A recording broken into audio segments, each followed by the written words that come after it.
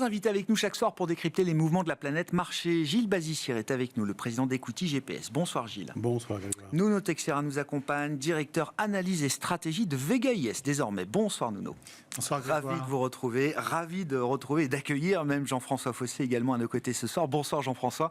Vous êtes le directeur de la gestion multi-actifs d'Ophi Invest Asset Management. Jean-François, commençons par le marché américain. Scott Bessent nous dit que les corrections sont saines, que la correction de 10% du S&P 500 à laquelle on a pu assister ces dernières semaines est saine et qu'il n'est pas inquiet sur la situation des marchés financiers. Scott Bessent, le secrétaire du Trésor américain qui s'exprimait à la télévision ce week-end.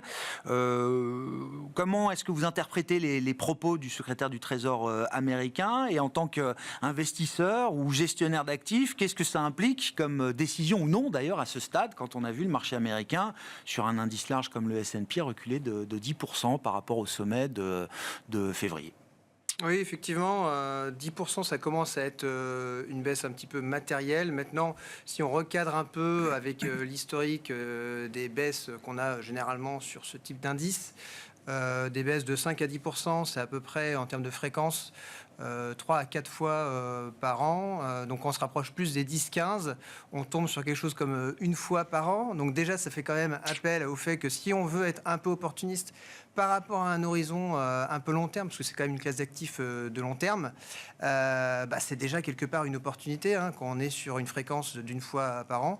Pour avoir un bear market, donc une performance supérieure à avoir un affichage négatif de plus de 20%, là on est sur une fréquence qui est 10 fois supérieure au premier chiffre que je donnais. Donc je veux dire, si on attend des bear markets pour investir sur le marché action, on risque d'être en retraite avant. Donc je trouve qu'en termes de ce point de vue-là, ça devient relativement attractif. Après, il faut intégrer effectivement le contexte dans lequel s'opère cette baisse. Et de mon point de vue, et aussi c'est un peu le point de vue qu'on a chez Ophi Invest, c'est un peu consécutif à tout le bruit qui a été généré par la politique de l'administration de Donald Trump. Et pour l'instant, sur les chiffres économiques réels et aussi sur les résultats des entreprises, on peut dire qu'on est quand même assez loin du bruit qui a été généré, quoi. Donc ça veut dire qu'il y a quand même encore un socle qui paraît suffisamment solide pour l'investisseur, sur lequel l'investisseur peut s'appuyer pour effectivement revenir ou prendre à nouveau position sur ce marché américain aujourd'hui, Jean-François. Ouais, ce qui est intéressant, c'est de regarder qui a vendu dans cette baisse, notamment du fait qu'on part... il y a eu un contexte qui était assez propice aussi à finalement cette baisse, c'est qu'on partait d'un environnement où déjà beaucoup de monde était très investi sur le marché américain. Donc dès qu'il y avait un petit grain de sable qui rentrait dans le narratif de l'exceptionnalisme américain, forcément, potentiellement, on s'exposait à des ventes qui allaient arriver. À ce stade, nous, ce qu'on constate avec les prestataires de recherche avec qui on travaille, c'est que c'est principalement des gestions type systématique qui ont été à la manœuvre dans la baisse. Et elles ont énormément réduit leur position longue sur le marché américain.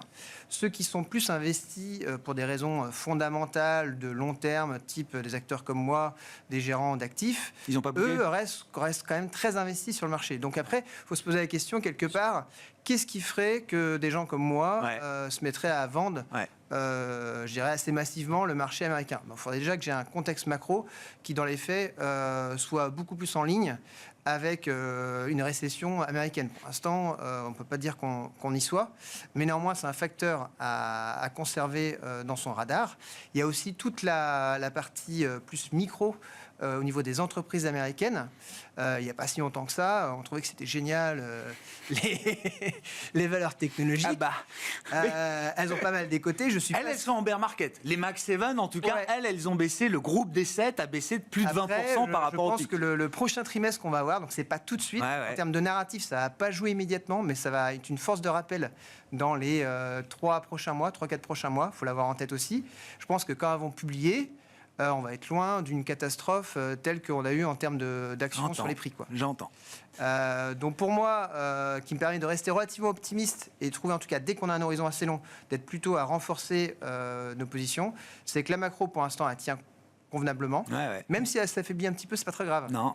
et la micro des entreprises. Je pense que ça va être une force de rappel d'ici un bon trimestre. C'est vrai que le ralentissement macro-américain, on avait oublié ce que c'était. Ça faisait à peu près 2 ans, je pense, que l'économie américaine n'était jamais repassée en dessous de son potentiel. Trimestre après trimestre, on avait une économie américaine qui évoluait toujours au-delà de son potentiel.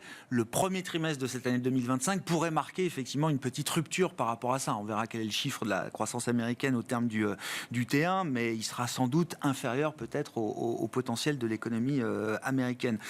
Nuno, sur ces considérations, oui, force, faiblesse, alors de l'économie américaine, et qu'est-ce que ça implique pour l'investisseur quand ce marché américain, qu'on voyait invulnérable il y a encore quelques mois, c'était le one-way trade absolu. Bon, un peu de doute est venu quand même s'instiller dans cette idée-là. Oui, c'est un peu la fin de l'exceptionnalisme américain, comme on dit, c'est-à-dire qu'on ne voyait aucun scénario qui puisse faire dérailler l'économie américaine. Et puis finalement, une forme peut-être de dogmatisme du côté de l'administration Trump fait qu'on n'est plus tout à fait sûr que ça reste un long fleuve tranquille. Ça ne veut pas dire non plus que l'économie va s'effondrer, qu'on aura une récession, mais ça veut dire que jour après jour, semaine après semaine, il y a du doute qui s'installe parce qu'on a des messages qui sont quand même assez contradictoires. Une politique sur les tarifs qui est un peu de stop and go, donc c'est compliqué pour un agent économique, pour une entreprise, surtout celle qui consomment beaucoup de produits importés, qui peuvent être touchés par des droits de douane, de savoir à quoi s'en tenir. On peut avoir aussi des hésitations de la part des consommateurs. Donc, a priori, on se dit un peu plus d'inflation, un peu plus d'incertitude dans les comportements, ça devrait donner moins de croissance, et c'est ce qui semble quand même se refléter un petit peu dans les dernières statistiques. Pour autant, effectivement, je partage l'avis de mon collègue, on n'est pas dans un scénario où on puisse prévoir avec une probabilité élevée une récession à venir aux États-Unis. C'est vrai qu'on n'a plus tout à fait le Fed put ni le Trump put. On ne sait pas trop où ils sont, oui. On a l'impression que Trump, pour l'instant, se désintéresse un peu, contrairement à son premier mandat, de ce qui se passe sur le marché. En tout cas, ses lieutenants semblent minorer un petit peu le souci. 10% de baisse, ça n'a rien de dramatique, c'est vrai. Et c'est vrai aussi que ça concerne pour l'instant une partie du marché qui avait probablement besoin de respirer de toute façon. Qui avait beaucoup profité de l'élection de Trump à partir de novembre. Et donc, il y a d'autres opportunités aussi sur le marché américain, heureusement, et il faut rester positionné. Pour autant, je pense qu'il y a quand même une petite prime de risque en ce moment. On a plutôt envie de jouer un peu plus l'Europe. Bien sûr, on va y venir. C'est clair que voilà. On est revenu quand même sur les valos du Nasdaq proches des moyennes historiques. Donc ça, c'est intéressant. Mais tant qu'on n'a pas ce moteur-là, et on le voit aujourd'hui encore où le marché est un peu en positif, mais le Nasdaq est encore légèrement négatif, on voit qu'on est encore dans une situation de défiance un petit peu vis-à-vis de ces valeurs-là. Qu'est-ce qui fait que le risque de récession ou la probabilité d'une récession, on a vu quand même sans doute cette probabilité remonter un petit peu ces derniers temps, ne serait-ce que du fait de l'incertitude générée par Donald Trump. Qu'est-ce qui fait que ce risque reste maîtrisé, contrôlé et que ce n'est pas un risque central aujourd'hui pour vous ? Tout dépend du comportement des ménages, parce que c'est quand même le ménage américain qui va... qui, à la fin de la journée, dicte le rythme de l'économie américaine. Non, ce qui est vrai, c'est qu'on commence à avoir quand même des licenciements qui augmentent, ne serait-ce que dans le secteur public, puisqu'il y a ce fameux programme Dodge qui est quand même un peu inquiétant pour une partie de la population. Même si les gens ne sont pas directement touchés, ils peuvent s'en inquiéter. Et encore une fois, les prix des produits, on a vu que c'était un des thèmes de campagne de Trump. Il avait promis beaucoup de bonnes choses. Finalement, les choses risquent de se maintenir dans une situation qui inquiète le consommateur. Donc, encore une fois, c'est lui qui va décider. Et on verra si, à la fin, on arrive à... Nous, on table quand même sur une croissance américaine cette année en dessous des 2%. Ouais, c'est ça. Donc, c'est pas dramatique, mais ça commence à peser. Il y a un peu de ralentissement à intégrer quand même, peut-être un peu plus de ralentissement à intégrer que prévu sur cette économie américaine à ce stade.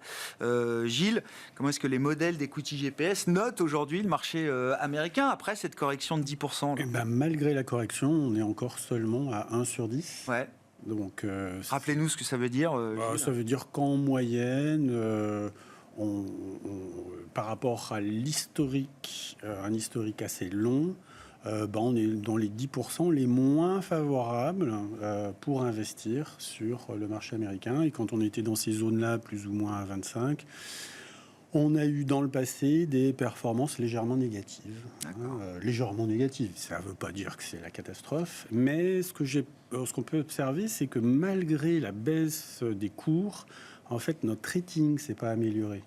Et il y a plusieurs raisons à ça. Une de ces raisons, c'est quand même une pression à la baisse sur les prévisions de résultats des entreprises. Ça aussi, c'est nouveau. Parce que ça fait 2 ans qu'on n'arrête pas de réviser à la hausse les perspectives bénéficiaires aux États-Unis. Mais je dirais qu'il est, en particulier sur certains secteurs où on a des marges qui sont historiquement gigantesques par rapport aux États-Unis et puis énormes par rapport au reste du monde.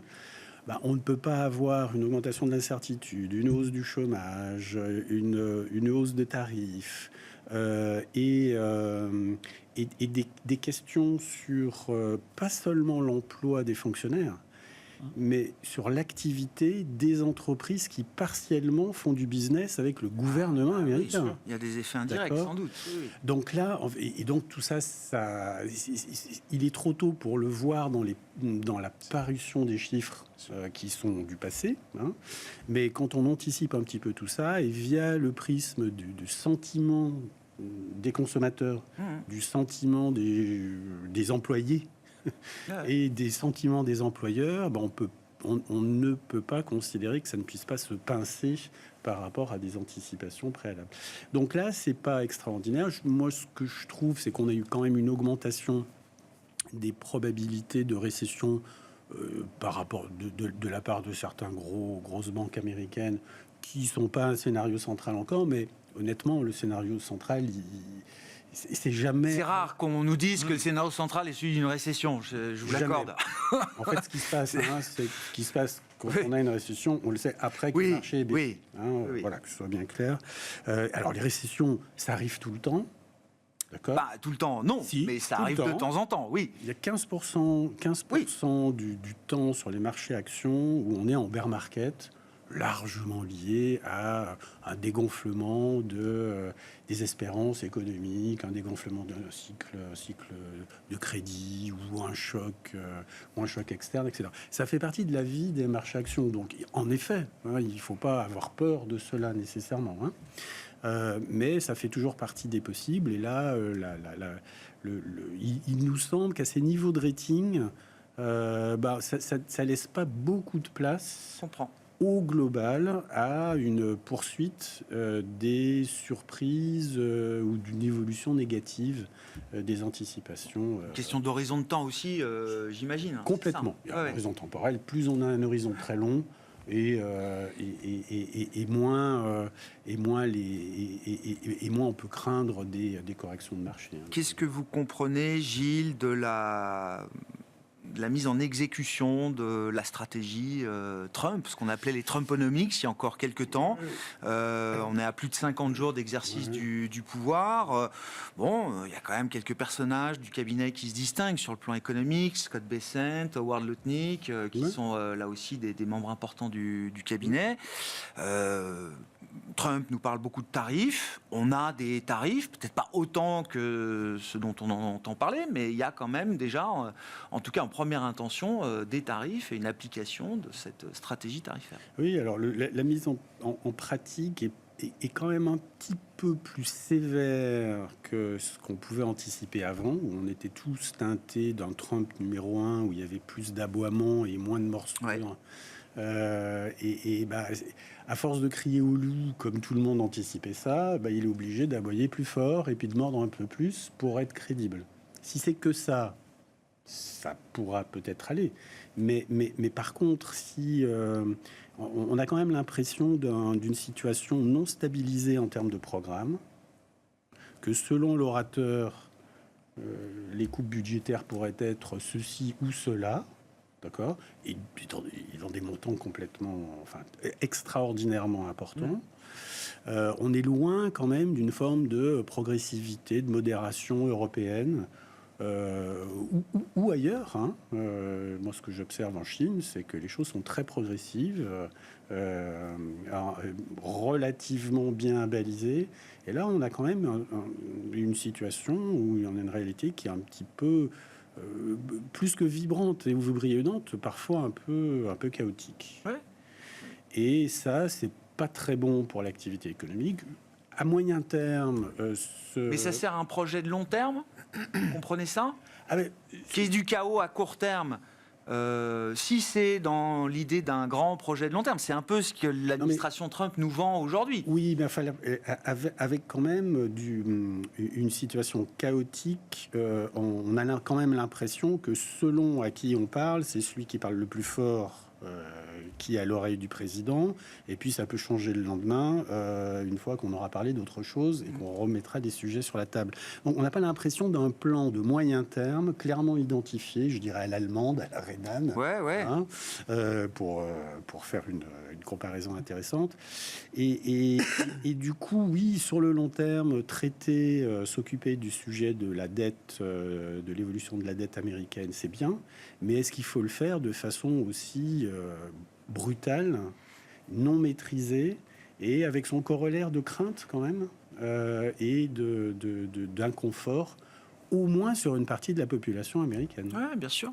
Bon. Jean-François, sur la stratégie Trump, là, qu'est-ce qui est, sur quoi on s'est trompé, sur quoi le marché peut-être a changé d'avis, entre guillemets, qu'est-ce qui diffère de Trump 1.0 On n'a pas l'impression d'être tout à fait dans la même situation. Non, effectivement. Alors déjà, Trump 1, c'était déjà la première version, donc forcément il y a la découverte. Oui. Donc quand même pour lui, la découverte du pouvoir, quoi, c'est ça. Donc, au début, on est à appréhender son environnement. Ouais. Et peut-être que sur le Trump 1, la partie fiscale de son programme a d'abord eu un poids plus important et ensuite est venu les mesures commerciales qui étaient quand même très ciblées sur la Chine. Donc voilà, on avait vraiment l'impression d'avoir ce combat Chine contre États-Unis avec derrière un challenge quelque part de passation de pouvoir entre deux grandes économies. Là, on est plutôt dans la version où déjà il a acquis une certaine maturité sur sa manière de faire et comment le faire. Et on sait que la politique tarifaire, c'est son domaine. Il peut y aller à coup de décret, donc il n'a pas besoin du Congrès là-dessus. Donc c'est assez rapide. Le cabinet travaille pour lui. Et de manière à éviter quand même qu'il y ait une ligue qui commence à se former contre toutes ces tentatives, parce qu'il commence à tirer sur tout le monde à peu près au même moment. Donc le risque, c'est à faire durer ces choses-là. On se retrouve à avoir une ligne d'intérêt commun qui commence à se construire contre lui. Donc des petits qui se rassemblent avec des petits, voire avec des moyens, ça commence à faire un gros bloc. Donc là, il va commencer à avoir une base de négociation qui peut potentiellement être moins favorable. Donc il a intérêt quand même à tirer fort tout de suite, être dans une posture très agressive de manière à plier l'adversaire très tôt. Et depuis quelque part de passer d'adversaire en adversaire assez vite, de manière à éviter cette ligue potentielle. Cette coalition, quoi. Une coalition face à lui. Et ensuite, le volet fiscal, lui, de toute manière, il va prendre du temps puisqu'il y a besoin du Congrès pour se mettre en œuvre. Et quand on voit le volet fiscal, le Trump Act qui avait été fait en 2018, du début jusqu'à la fin, il avait fallu à peu près une dizaine de mois. Donc si on l'a, de toute manière, ce sera plutôt pour la fin d'année. Donc on a encore une petite période qui peut être assez lourde, encore de ce moment. Mais dans la posture qu'il a prise, je pense qu'il a besoin d'aller vite et fort et dur. Après, derrière, c'est de la négo.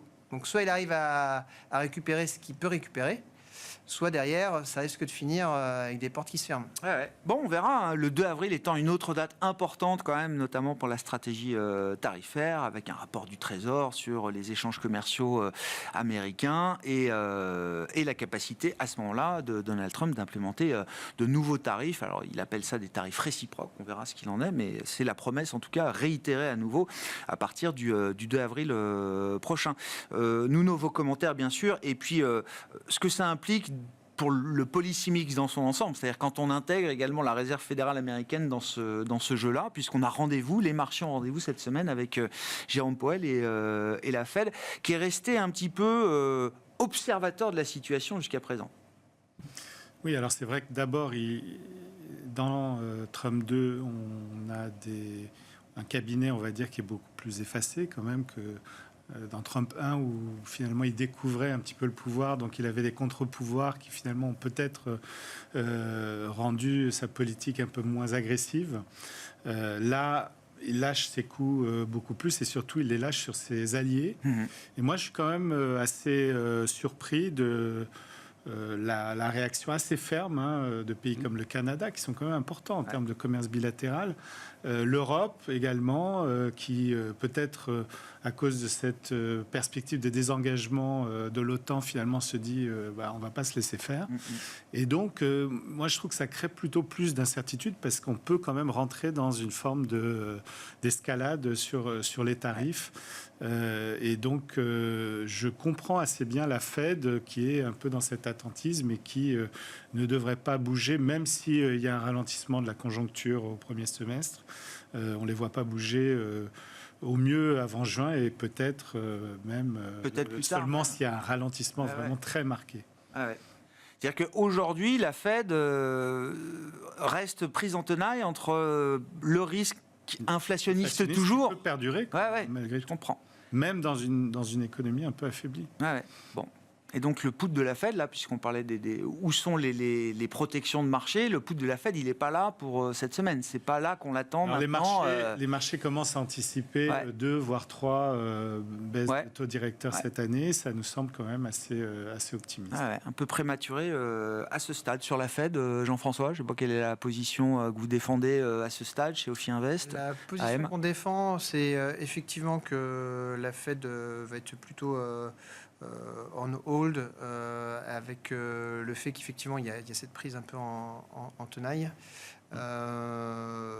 Et côté BCE, là pour le coup on a un peu remonté notre taux terminal du fait qu'elle a besoin d'être moins accommodante du fait de l'arrivée du package fiscal.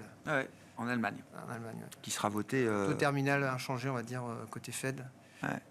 Et légère remontée côté Banque Centrale Européenne. Ce plan est très important parce que ça donne des marges de manœuvre à l'Europe en termes de soutien qui lui permettent d'être plus ferme avec les États-Unis, puisque c'est un peu comme pour la Chine, c'est-à-dire que voilà un plan finalement qui va quand même aider la croissance de la zone euro et de l'Europe et qui permettra du coup d'être beaucoup plus ferme avec les Américains. Allons-y sur le plan européen. De ce point de vue-là, Nuno, les marchés ont anticipé un peu, beaucoup déjà, des fruits que ce plan pourrait générer pour l'Allemagne en premier lieu, pour l'Europe demain, parce qu'on parle de trajectoire, des programmes à 10-12 ans, les infrastructures, la défense, on a tous bien compris que les dépenses allaient augmenter. Bon, on reste à savoir, est-ce que la base industrielle est suffisante pour permettre de monter en capacité très très vite et s'affranchir au plus vite des F-35 américains. Enfin, il y a toute une logique de séquence aussi par rapport à ces plans européens. Et donc, à quel horizon est-ce que les résultats seront tangibles de ce point de vue-là ? Alors c'est vrai que les marchés ont anticipé en partie. C'est leur fonction. Ils n'avaient pas forcément anticipé le revirement aussi rapide du discours allemand après la fameuse entrevue dans le bureau ovale avec Zelensky, où là tout d'un coup il y a eu une prise de conscience de la majorité des grands partis allemands, à part l'AfD et les Linke, qu'il fallait faire quelque chose et le faire rapidement, c'est surtout ça. Et donc, je pense que ça a été effectivement un déclencheur d'une prise de conscience allemande et européenne. D'ailleurs, on vote avec l'ancien Parlement allemand. On n'attend pas le nouveau. Et ça, c'est la vraie surprise, entre guillemets, le vrai coup politique de Merz. Tout à fait. Et ça donne quand même une visibilité beaucoup plus grande au rythme de croissance qu'on peut attendre en zone euro, qui était quand même assez faible. Et ça pesait misait beaucoup sur les intentions d'investir en Europe. Et ça change quoi dans le fond? C'est-à-dire que les valos des actifs européens pourront être plus élevés que les moyennes historiques qu'on a observées ces dernières années, depuis 15 ans? C'est-à-dire que le potentiel de croissance va être plus élevé? Ça change structurellement des choses? Ça change. Alors d'abord, on risque d'avoir quand même des taux longs un peu plus élevés que si on n'avait pas eu tous ces plans. Il faut quand même financer malgré tout ces investissements. Une pente de la courbe des taux qui va être probablement plus marquée, même si la BCE réduit ses taux courts. Et puis effectivement, des valorisations qui, dans certains secteurs, peuvent quand même... On pense évidemment au secteur de la défense, où on sent que beaucoup de sociétés de gestion sont en train de revoir un petit peu leurs contraintes en matière d'investissement sur le sujet. Et c'est assez logique parce que ça fait partie de la souveraineté la plus essentielle d'un pays, qui est d'être capable de se défendre. Et puis tout ce qui est voté au niveau infrastructure en Allemagne, ça va au-delà de la défense. Ça va aussi profiter au secteur de la construction, par exemple, et à des secteurs industriels qui vont pouvoir également bénéficier de tout le soutien à la transition écologique, par exemple. Ça se reflète déjà dans des ratings equity GPS ou pas encore. Cette histoire européenne Non. nouvelle, Gilles? Non, pas encore, parce que c'est, comme vous l'avez bien dit, ça va faire bouger les anticipations à très long terme. Et il faudra du temps pour que tout ça se mette en musique. Et nous, dans la partie sous-score de dynamique de perspective, on prend les évolutions à 1 an seulement. D'accord. Donc là, on peut penser que c'est absolument pas pris en compte. Donc aujourd'hui, on a entre 3,5 sur la zone euro. Alors ça peut paraître pas extraordinaire, mais enfin c'est beaucoup mieux que le 1. Eh ben oui, c'est 3 fois mieux, oui. Premièrement. Deuxièmement, c'est associé en règle générale à des performances ultérieures moyennes positives. Ce type de zone de rating, en tout cas dans le passé ça l'a été. Et enfin, oui, si on a, et il semblerait que ce soit le cas, des 2 plans mais massifs, majeurs, historiques, absolument historiques, et qui, comme c'est pas un hasard que ça vienne en Allemagne. Parce que l'Allemagne est une des plus grandes économies du monde, d'une part, mais en plus, c'est la plus grosse économie de notre ensemble de pays AAA+, qui sont les plus safe, les plus sûrs, et qui sont des berceaux pour le développement très favorable, pour le développement d'entreprises mondiales très saines, et très efficace. Et donc là, je dirais que c'est quelque chose d'absolument historique. Alors on sait pourquoi c'est arrivé, et ça va changer complètement les choses. Et en effet, ça va augmenter sans doute à la fois la valorisation normative d'équilibre que les investisseurs devraient être prêts à payer pour les actifs concernés par donc les actifs allemands en règle générale, et en particulier les sensibles, donc infrastructure, informatique, tech en général, parce que l'infrastructure intègre bien sûr la dimension numérique, bien sûr, sans compter l'aspect sécurité, cybersécurité, qui devient de plus en plus importante, et puis l'armement, et puis l'industrie en règle générale, les matériaux en règle générale. Et tout. Mais c'est un impact sur l'Allemagne en premier lieu. En premier lieu, oui, parce que ça va évident, mais parce que de cet argent-là, on a beau dire, mais ça va être Allemagne d'abord. Les Français espèrent en tirer parti à juste titre en matière d'armement, mais ça sera opportuniste d'une part du côté des Allemands, et puis deuxièmement, quand vous avez un environnement global géopolitique qui est en train qui bouge,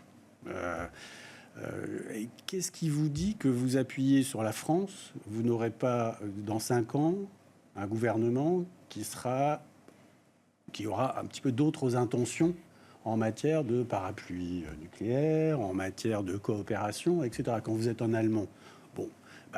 Donc ça veut dire que c'est quand même, le jeu reste celui-ci, et à la fin, il n'est pas illégitime que pour des sujets de sécurité intérieure, tout le monde s'oriente vers des solutions domestiques autant que possible.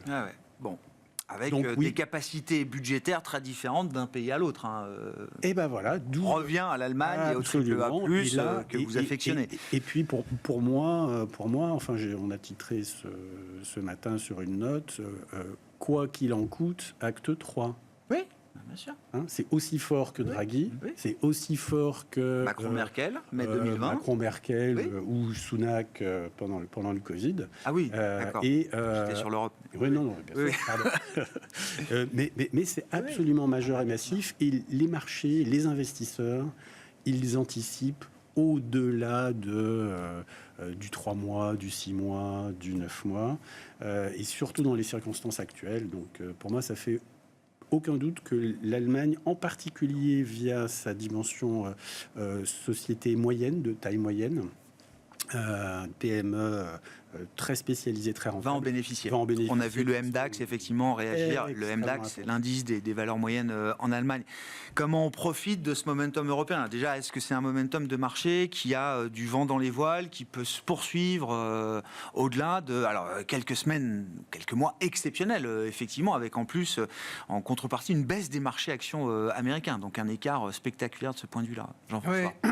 Bah écoutez, historiquement, l'Europe en bourse, c'est un peu ce qu'est le PSG à la Ligue des Champions. C'est-à-dire que chaque année, quand on commence, on regarde la feuille de match, on se dit on va faire une super Ligue des Champions. Ouais. Et puis, Je n'avais jamais vu cette image, mais elle est bien. Elle est pas mal. arrivé à la fin de l'année, souvent, on n'est pas dans les premiers. Ouais. C'est un peu ce sentiment-là à chaque fois qu'on veut jouer l'Europe. On se dit on a quelques belles valeurs, etc. Et résultat des courses, on n'y est pas. Néanmoins, cette année, bon, aussi le PSG apparemment aussi fait une bonne année, donc Sofa. peut-être qu'effet corrélation faisant, on peut peut-être espérer d'avoir les deux. Mais l'Europe semble être un bon candidat sur les marchés boursiers pour cette année. Alors je suis d'accord qu'effectivement, d'un point de vue narratif, on a des éléments qui sont assez forts et qui peuvent tenir la distance plusieurs trimestres. Tout du moins pour régulièrement avoir de la nouvelle positive. Après, ce qui est intéressant, c'est de voir comment ce narratif de marché est travaillé par les investisseurs. Donc, au fur et à mesure, ça rentre dans les têtes et puis ça commence à être joué, pris par des vraies positions, au-delà du sentiment qui s'améliore. Et là, quand on regarde, déjà, on part d'une base ultra favorable. Faut dire que c'était un désert de positionnement l'an dernier, l'Europe. C'était ininvestissable pour des investisseurs, pour certains investisseurs globaux. C'est dur de dire que l'Europe n'est pas investissable quand on est en Europe. Complètement. Et c'est exactement ça. Les flux qui sont allés aux États-Unis. Donc finalement, ce dont on parlait au début, là, le fait qu'aux États-Unis, ça se calme un petit peu la croissance, les techs, on a plutôt envie de prendre nos bénéfices, etc. C'est un boulevard pour derrière jouer le nouveau narratif qui est en train de se créer en Europe. Donc ça, c'est un contexte qui est encore plus favorable pour voir émerger durablement, on va dire, pour au moins une année, ce thème-là. Donc nous, on a renforcé dans notre vue maison le positionnement sur les actions européennes. Dans les portefeuilles, on aime bien, on est allé sur l'Allemagne, mais on est allé sur l'Allemagne plutôt territoire des moyennes capitalisations, parce que c'est là où on a des gisements plus industriels et qui sont plus en faveur avec l'idée qu'il va y avoir des budgets qui vont être liés à de l'infrastructure et potentiellement derrière aussi, il y a l'Ukraine qui arrive en bout de ligne. Donc voilà, en plus les mid-caps sont relativement peu chers. On a beaucoup parlé du DAX qui battait record sur record. Quand on regardait le MDAX, on était beaucoup plus proche de l'atonie de l'économie allemande qu'on observe depuis plusieurs années maintenant. La macro n'est pas les indices. Non. Parce qu'il y a des biais dans tous les sens. Donc la bonne performance du DAX, on le savait que l'an dernier, exactement, qui avait fait 50% dans ce domaine-là. Mais le MDAX qui est beaucoup plus varié. Et de toute manière, depuis qu'on a l'annonce qui a été faite du package, ça a été essentiellement tiré la performance de cet indice-là sur le biais très industriel de l'indice. Donc vraiment, je dirais, c'est un univers qui est assez porteur pour cette thème-là, je pense, pour l'année. Et sur le plan des marchés obligataires, qu'est-ce que ça implique ? Enfin, je veux dire, est-ce que le Bund, comment on traite le Bund désormais qui avoisine les 3% ? Je grossis un peu le trait, mais est-ce que ça reste évidemment un actif refuge ? Est-ce que c'est un actif un peu différent désormais avec la perspective de, d'1 trillion d'euros de dépenses budgétaires sur les 10 prochaines années en Allemagne ? Alors, ce qu'on disait effectivement, c'est qu'il y a une prime de risque qui s'est constituée sur la partie assez longue du Bund. Donc ça, on l'a réintégré. Le marché l'a aussi mieux intégré depuis qu'il y a les nouvelles. Donc on part d'une base qui est déjà plus favorable. Ça reste un actif refuge dans le sens où si vraiment, même aux États-Unis, je veux dire, si les États-Unis vont concrètement en récession, oui, en tout cas s'y dirigent. C'est quand même un poids lourd dans l'économie mondiale, donc je pense que le Bund va récupérer sa valeur d'actif refuge parce qu'il va avoir l'effet inverse qui va se passer sur la prime de terme. Donc on n'est peut-être pas là, mais en tout cas c'est un actif intéressant à avoir parce que quelque part, certes les taux ont monté, mais c'est pour des bonnes raisons. Et d'ailleurs on voit que quand les taux ont monté, les actions européennes ont aussi monté. Donc c'est quelque part une rémunération supplémentaire qui est demandée côté obligataire parce qu'on va faire de la croissance. Donc c'est bien employé quelque part. Et à l'inverse, quand on a vu les taux américains baisser un peu, on a vu aussi les actions américaines baisser dans le même temps. Ce qui est intéressant aussi dans la remontée des taux en Europe, dans la remontée du rendement du Bund allemand, on prend 50 points de base sur la semaine du 4-5 mars, là, c'est que les spreads, alors tous les taux, toute la courbe euro a remonté, mais non seulement les spreads se sont pas écartés, mais même parfois ils se sont réduits de quelques points de base. Oui, tout à fait, ça contraste. Avec ce qui s'est passé aux États-Unis, où les spreads, notamment sur le high yield, se sont effectivement plutôt écartés en corrélation avec les marchés d'actions. Et là, on a vu des spreads se tenir de manière remarquable. Il y a toujours de l'appétit pour le crédit. Et c'est vrai que le marché... Un signal de confiance que le marché envoie à l'Europe, quoi. Oui, tout à fait. Il n'y a pas d'inquiétude sur l'inflation. Ce n'est pas, pour l'instant, le sujet majeur. Donc, on devrait avoir des taux relativement stables quand même sur l'ensemble de l'année, en tout cas. Et c'est intéressant d'avoir cette décorrélation entre le marché américain et le marché de la zone euro. C'est inédit, je pense, depuis très longtemps à ce niveau d'avoir des taux qui partent dans des directions complètement différentes. Donc, au point qu'on se demande si ça peut durer. Oui, à un moment donné, ça va forcément se recorréler, en particulier s'il y a, encore une fois, un ralentissement marqué aux États-Unis qui devrait quand même emporter les taux plutôt à la baisse.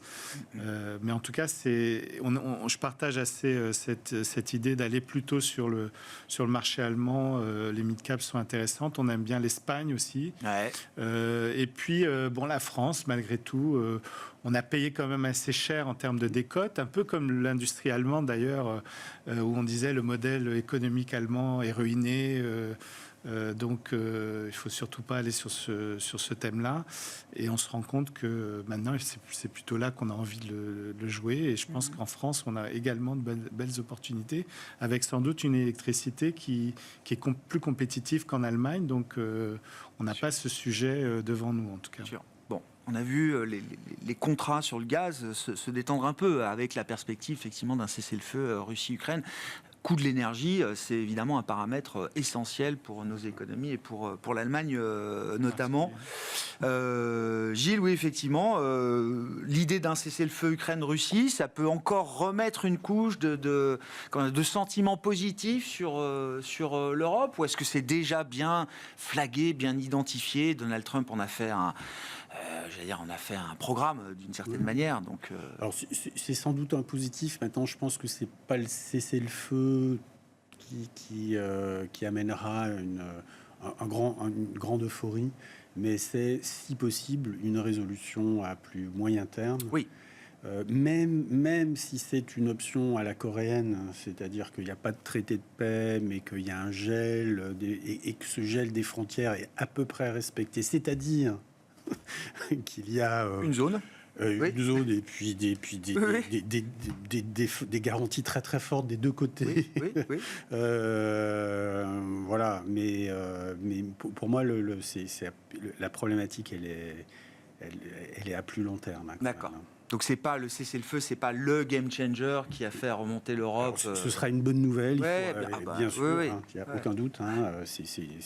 C'est une guerre d'un autre âge. C'est aberrant.